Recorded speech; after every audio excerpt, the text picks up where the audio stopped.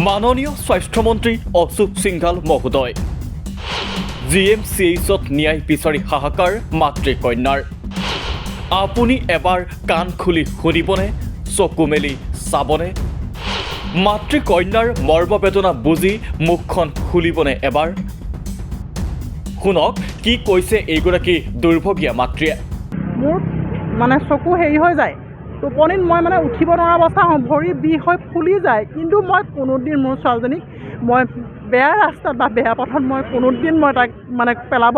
মানে মই পেলোৱা নাই মই বহুত গাৰ্ড দি মোৰ ছোৱালীজনীৰ লগত মই বহুত কষ্ট কৰিলোঁ স্বাস্থ্যমন্ত্ৰী মহোদয় বিধিগত কাৰণত আমি এই 13 বছৰীয়া কিশোৰীগৰাকীৰ মুখখন আপোনাক দেখুৱাব নোৱাৰোঁ একেই কাৰণত দেখুৱাব নোৱাৰোঁ GMCHৰ আশে পাশে হাহাকাৰ কৰি ঘূৰি ফুৰা কিশোৰীগৰাকীৰ মাতৃৰ মুখখন কিন্তু এইকেইষাৰ বাক্যৰ পৰা আপুনি বুজিব পাৰিবনে দুই মাতৃকন্যাৰ এই মৰ্মবেদনা যেতিয়া মই ছোৱালীজনীৰ লগত ইমানটো ভয়ংকৰ ঘটনা ঘটি গৈছে মই নথকাৰ অৱস্থাত তাত মোৰ তিনিটা মানে মোৰ যুক্তি মই দাঙি ধৰিবলগীয়া আছে এক নম্বৰত মোৰ ছোৱালীজনী অসুস্থ এটা মাননীয় স্বাস্থ্যমন্ত্ৰী অশোক সিংঘাল মহোদয় আপোনাৰ জ্ঞাতাৰ্থে পুনৰ এবাৰ উল্লেখ কৰিছোঁ একেখিনি কথা বিগত 13 জানুৱাৰীত GMCHত কিডনীৰ চিকিৎসা কৰিবলৈ আহি ভৰ্তি হৈছিল সি এগৰাকী 13 বছৰীয়া কিশোৰী আৰু 19 জানুৱাৰীৰ নিশা মাতৃৰ কাষত নথকাৰ সুযোগত GMCHৰে চাফাই কৰ্মীৰ কামনাৰ বলি হৈছিল কিশোৰীগৰাকী অভিযোগ অনুসৰি বন্ধ ৱাছৰুমত ধৰ্ষিতা হ'ল 13 বছৰীয়া কিশোৰীগৰাকী লাগিছিলে তাৰপৰা পাচাব কৰিব লাগিছে মই এটেণ্ডেণ্টক মাতিছোঁ কিন্তু টোপনি গৈ থকা দেখি মই বৰকে নেমাতিলোঁ তেতিয়া মই ইফালে সিফালে চালোঁ তুমিও অহা নাই আৰু নহাৰ কাৰণে কৰবী বা ৰৈ আছিলে কৰবী তাৰ চুইপাৰ হয় লেডিজ তাৰপৰা তেতিয়া কৰবী বায়ে মোক হাত বাউলি মাতে কৰবী বায়ে মোক লৈ আহিছে তাৰপৰা কৰবী বায়ে যেতিয়া মোক লগ ধৰিছে তাৰ আগত মোৰ ছোৱালীজনীয়ে নাজানে যে তাত এজন ল'ৰা সোমাইছে সেই মুছলিম ল'ৰা এজন তাত সোমাইছিলে বাথৰুমত আগতীয়াকৈ সেই ল'ৰাজনক সোমাই থৈছে কৰবীয়ে সেইজন চুইপাৰ হয় তাৰপিছত মোৰ ধুনুৱেতো সেইখিনি নাজানে মোৰ ছোৱালীজনীয়ে তাত যে ল'ৰা এটা সোমাই আছে আগতীয়াকৈ তাইৰ পাচাব অত্যন্ত বেছি চাগে জোৰেৰে লাগিছিলে তেতিয়া সেই ছোৱালীজনীয়ে যিজনী কৰবী সেই কৰবীয়ে মোৰ ছোৱালীজনীক হাতেৰে ধৰি লৈ আহিছে মই লৈ যাম তাৰপৰা নি ল'ৰাটোৰ আগত তাত সোমাইছে তাৰপিছত কৰবীয়ে দৰ্জাখন মাৰি দিলে দৰ্জাখন মাৰি দিয়াৰ পিছত দুজন আহিছে পেচেণ্ট মানে পাচাব গাৰ্ড যাব লাগে তেতিয়া তেওঁ দুইজনকে কৈছে নোসোমাব ইয়াত নোসোমাব বুলি ধমকি দি আঁতৰাই দিছে মাননীয় স্বাস্থ্যমন্ত্ৰী অশোক সিংঘাল মহোদয় এয়া এগৰাকী মাতৃৰ অভিযোগ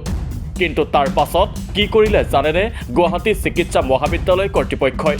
চাওক এই স্পষ্টীকৰণলৈ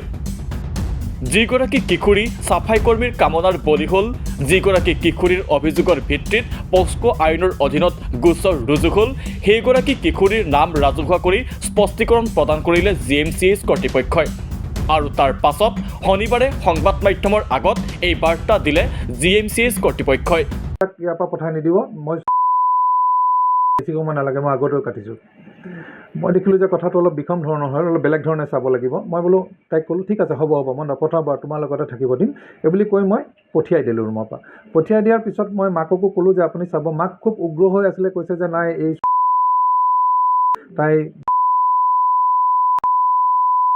বোলো সেইবিলাক আপোনালোকৰ ব্যক্তিগত কথা আমি নুশুনো আপোনালোক এতিয়া যাওক যি কৰিব লাগে কৰিম কিন্তু আপুনি এখন লিখিতভাৱে দিব আমাক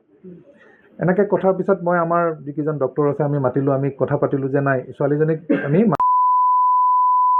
ৰেফাৰেল কৰিব লাগে লগে উইদিন 5 মিনিটছ কৰিলোঁ চিকিৎসকে চাই তেওঁলোকে ঠাৱৰ কৰিলে যে হয় ছোৱালীজনী 13 বছৰীয়া কিশোৰী যৌন নিৰ্যাতিতা হৈছে কিন্তু GMCHে কৈছে প্ৰেমৰ সম্পৰ্কৰ কথা প্ৰত্যুত্তৰ দিছে মাতৃয়ে কিন্তু যিটো প্ৰেমৰ সম্পৰ্ক বুলি কৈছে সেইটো সম্পৰ্ক মই মানি ল'ব নোৱাৰোঁ মানে তাই এনেকুৱা হয় মানে স্বাগত নাৰ্ছিং হোমতো মই তাইক ভৰ্তি কৰিছিলোঁ এমাহ আছিলোঁ আমি মোৰ ছোৱালীজনীয়ে মানে সদায় মৰমৰ এষাৰ মাত বিচাৰে মাননীয় স্বাস্থ্যমন্ত্ৰী অশোক সিংঘাল মহোদয় ঘটনা দেখি বুজি এতিয়া প্ৰতিক্ৰিয়া দিছে সচেতন মহলে অধিবক্তা শান্তনু বৰঠাকুৰে কৈছে মানসিকভাৱে যদি অসুস্থ সেইটোতো আৰু ভয়ংকৰ কথা এগৰাকী মানসিকভাৱে অসুস্থ ছোৱালী যি নিজৰ চেতনা নাই তেনেকুৱা মানুহক যেতিয়া আপোনাৰ এনেকুৱা ঘটনা ঘটিব তেওঁলোকে অধিক সতৰ্কতা অৱলম্বন কৰিব লাগিছিল যদি এনেকুৱা মানুহ এগৰাকী আছে বুলি তেওঁলোকে জানিছিল গতিকে তেওঁলোকৰ দায়িত্ব বেছিহে আছিল সেইটোত গতিকে সেই কামটো নকৰি পেলাই তেওঁলোকে যদি কয় যে অমুক আছিল তমুক আছিল প্ৰেমৰ সম্পৰ্ক আছিল তাৰপিছত কৈছে এতিয়া মানসিকভাৱে যদি কৈছে মানসিকভাৱে হেৰি নাছিল মানে সুস্থ নাছিল গতিকে তেওঁলোকৰ দায়িত্ব বেছি আছিল আৰু সেই কথাটো এতিয়া নতুনকৈ তেওঁ যেতিয়া সেইটো কথা ক'লে আকৌ তেওঁলোকে অপৰাধ কৰিছে এগৰাকী ছোৱালীক তেওঁলোকে এটা অভিযোগ আনিছে সেই অভিযোগৰ কি প্ৰমাণ দিছে মানসিক অসুস্থতাৰ কিবা কাগজ পত্ৰ তেওঁলোকে দাখিল কৰিছে নেকি আৰু যদি কৰিবই লাগিছিল সেইবিলাক তেওঁলোকে আৰক্ষীৰ বাবে কাকো দাখিল কৰিব নোৱাৰে তেওঁলোকে বাৰে বাৰে সংবাদ মাধ্যমৰ ওচৰলৈ আহি গৈ কণমানি ছোৱালীজনীক এনেকৈ ৰাজহুৱাভাৱে নিগৃহীত কৰাৰ কোনো অৰ্থ থাকিব নোৱাৰে নহয় গতিকে কথাটো হ'ল যে তেওঁলোকে ইটোৰ পিছত সিটো অপৰাধ কৰিছে মই ভাবোঁ যে সেইকাৰণে এই কৰ্তৃপক্ষৰ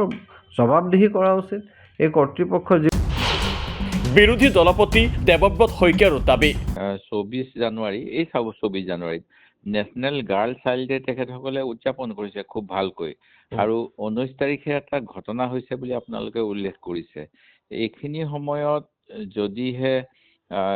এনেকুৱা ঘটনাটোৰ পিছত মই কোনো বাতৰি দেখা নাই যে Assam state commission for protection of child ৰাইটছে কিবা পদক্ষেপ লৈছে বুলি মই সেয়ে আপোনালোকৰ মাধ্যমেৰে তেখেতসকলৰে দৃষ্টি আকৰ্ষণ কৰিব বিচাৰোঁ যে গোটেই ঘটনাটো এটা তদন্ত কৰক তেখেতসকলে আৰু দোষী যিসকল হয় বা মহিলাগৰাকী বা ছাত্ৰীগৰাকীৰ এনেকুৱা নিৰ্যাতন হোৱা ঘটনাটোৰ ওপৰত যি ব্যৱস্থা ল'ব লাগে তেখেতসকলে লওক আপোনাৰ পদত্যাগ দাবী কৰিছে প্ৰাক্তন সাংসদ ৰিপুণ বৰাই সন্দৰ্ভতো নিয়মমতেতো স্বাস্থ্যমন্ত্ৰী মুখ্যমন্ত্ৰী সকলোৱে ইয়াৰ বাবে জগৰীয়া হ'ব লাগিব কাৰণ তেওঁলোকৰ গাফিলতিৰ বাবেই এই ব্যৱস্থা হ'বলৈ পাইছে আৰু এইটো নিঃসন্দেহে কলকাতাৰ গোটেই